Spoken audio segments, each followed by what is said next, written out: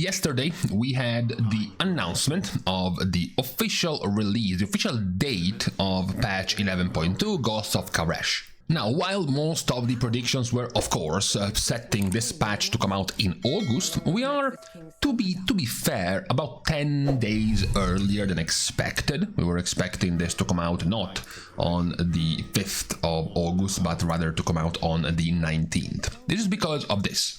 We had the timeline set by Blizzard themselves, wanting to release patches within a 2-month period. And as you can see, from the release of the expansion to 11.0.5 and then 0.7 and then Season 2 and then 0.5 and then 0.7, we had basically 60 days, basically 2 months.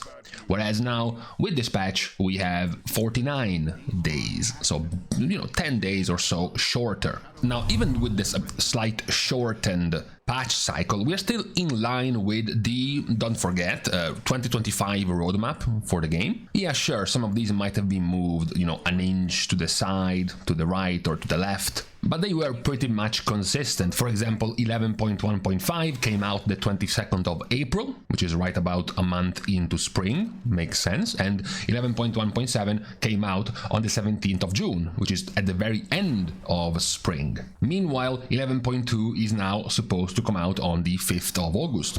You know what the middle of August is? Basically the 15th of August. So this, if it was in the middle, it would have been here. Instead, now we have it slightly before the middle of August. Now, in this roadmap, the one that is massively moved out from this actual placement is the expansion reveal of Midnight. Because Midnight, this thing right here, technically is right over here. Because when this will come out will be in Gamescom of 2025, which will go on from the 20th to the 24th of August. This is what has been, predicted to have accelerated the release of this patch. Because, and this is not, by the way, a speculation or a prediction, we will get the announcement of Midnight expansion at Gamescom. So obviously, from Blizzard's perspective, it will be pretty awkward to show up at Gamescom having to reveal Midnight without having shown the players the end of this expansion, the end of the War Within. Generally speaking, the end of the story ties in together with the end of the last raid. You get the finish of the story with the ending cutscene, for example. Maybe there is a quest chain right after or whatnot. But, if you had Gamescom come out and Blizzard was supposed to announce what was going down in the story in the next expansion before players even had the time to check out the end of the story in the expansion itself, it would have been pretty awkward. So, with Blizzard finding the biggest possible moment to announce the next expansion, which is going to be Gamescom, since Gamescom comes out the 20th of August, Blizzard had to push out the patch before the happening of Gamescom. Now, you could be saying, well, technically there is a weekly reset on the 19th of August, so just 1 day before Gamescom, or since Gamescom is in Europe, on the 20th, on Wednesday, on the very same day of the beginning of Gamescom. Sure, but that would leave you a very, very, very short amount of time and very few amount of players to actually be able to experience the story that goes down in the raid. If just a few hours later you have Blizzard announcing the next expansion itself at Gamescom. So I guess it makes sense for this accelerated release of the patch for next season. Now this pushes us to talk about a few things of this patch. Thing number one, of course, is that we now have the continuation of what we have gotten in Season 2 in terms of timing, which is the release of the raid. So, much like Season 2 and unlike Season 1, where in Neobar Palace you did have Neobar Palace come out in normal and heroic difficulty, together with a locked Mythic Plus version for rewards, and then the week after that, Mythic Raiding would become open. Meanwhile though, this time, just like in Season 2 for this season of Liberation of Undermine, you are getting normal, heroic and Mythic, together with Mythic Plus, opening at the same time. So it will be August the 5th. You get, of course, the starting chapters of the stories, the dungeons in normal, heroic and Mythic 0, excluding the mega dungeon Tazavesh, which is also making a comeback, and then delves, but no bountiful delves or special keys because of the extra item level rewards coming from these delves. So you are locked basically in item level for the first week of August the 5th. The lock will be champion gear for normal raiding, of course hero track gear for heroic raiding, and then champion track gear from Mythic 0 as well at the same level of normal raiding. And then on August the 12th is when you get to release the actual raid, but at the same time normal, heroic and mythic, as well as all of the rest of your season. So season 3 PvP, the delves can now be bountiful. You can now start collecting the new levels and the new curios for Bran. At the beginning of the week is when you can open your first Great Vault based on the week prior, and then of course Mythic Plus as well. So we do have once again the very crammed week where you have to, especially if you are in a raiding guild, you have to do things like splits of normal and heroic raids while simultaneously wanting to play Mythic Plus a whole lot, because it will be your #1 source of gear for the first week, even for the second week actually, and then also try to find a way to do some mythic raiding in the first week. So we are going down the same path we went with the release of season 2, rather than going with the same path we went for season 1. Now I am an enjoyer of the season 1 way. I am an enjoyer of taking a break between the hard stuff and the chill exploration kind of stuff. So I would have liked to have normal and heroic raiding open before Mythic Plus and before Mythic Raid. So you could chill in normal, you could chill in heroic, you could also chill in Mythic Plus to not go into pushing keys too early. So players would cap very likely at +10s for crests or for just max item level reward in the vault, and just enjoy and learn the dungeons before next week the item level scaling would begin in Mythic Plus and you could start pushing higher, instead of having all of these come out at once. Normal raid, heroic raid, Mythic Plus all together. It always feels kind of cramped, kind of very, very busy in that week.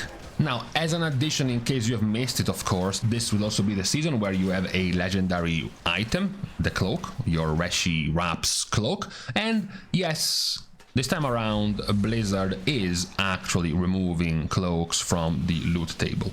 From the Mythic Plus loot table, from the raid loot table, you won't have any random cloaks being given to you, because you are expected to be wearing that cloak for the entire season. Also, yes, there will be vendors. There will be vendors actually following your raid renown. Eventually, you will start getting some tokens to claim some of the transmog rewards from the raid, which will also include cloak transmogs, but not the actual cloak themselves as a loot from the raid.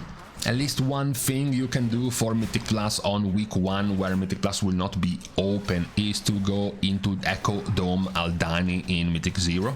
Echo Dome Aldani being the new dungeon part of your Mythic Plus pool of dungeons, the new one added for this season. At least you can go and learn the dungeon itself when it's still in Mythic 0, before having to grief the key when Mythic Plus actually opens, because you don't know anything about the dungeon. And while Tazavesh itself will be closed in the week of Mythic 0, it will actually be open as a mega dungeon once Mythic Plus also opens. Yes, Tazavesh is also open, is also available in the Mythic Plus pool of dungeons, because both Streets of Wonder and Solia's Gambit become part of the Mythic Plus dungeon pool, but Tazavesh itself also returns as basically a mega dungeon. In case you have missed this, basically you will have the hub, the patch hub. When you go into the new zone, the hub will be Tazavesh itself. It will be in Tazavesh for the patch. And then it will also turn itself into a mega dungeon for you to go through at Mythic 0 difficulty, and also as 2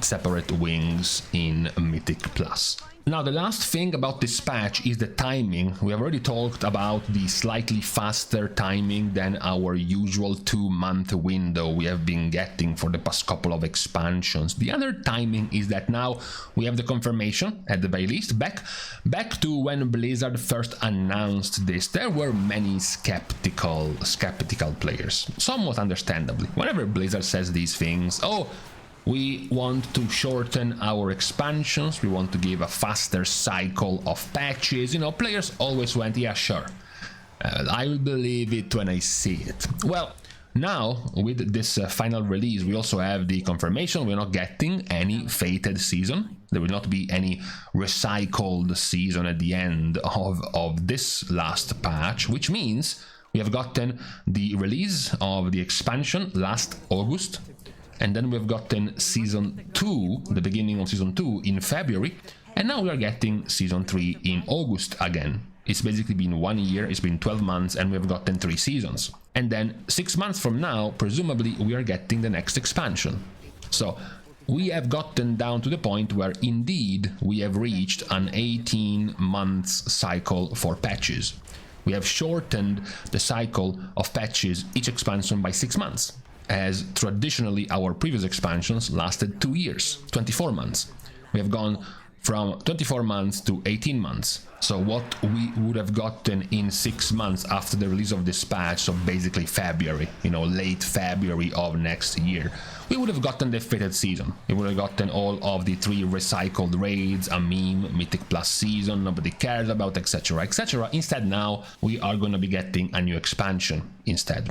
So that is also quite positive, that we have been able to shorten the patch cycles for faster paced content. Now, of course, some players are still a little bit jaded and a little bit cynical, and they will complain that even though we have shortened the patch cycles by 6 months, the price of the actual game is the same.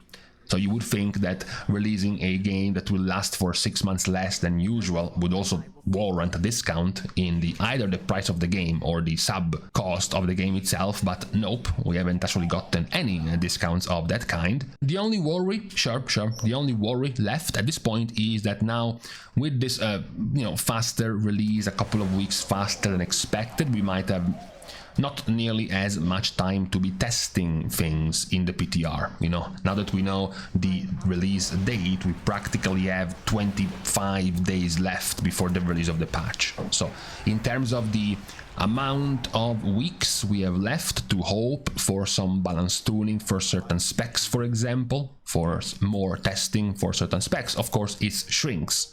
There is less and less time to hope for these changes to come for each and every spec. That's what going faster can create. You have less time to test things, less time to come up with changes for specs and classes. That's the other thing that will be, of course, created by going faster in our patch releases. However, this is what we have as far as the release of the next season goes. Of course, now what is left to wait for is the continued changes and tuning in the PTR before the patch actually releases, whether it is changes to dungeons, changes to raid bosses, or of course balance tuning and changes to the specs themselves. But for today, on this Tuesday, this is what we have in terms of information for the release of 11.2. So with this out of the way, we're now starting our goodbyes by thanking everyone for having watched the video, together with, of course, everyone else who has been supporting completely for free by liking and commenting down below, as well as subscribing to the channel itself. Now, with these things out of the way, thank you guys again for watching. See you guys tomorrow, and in the meantime, finally, in the meantime, we now have some rain and some clouds in this summer. We have long been missed.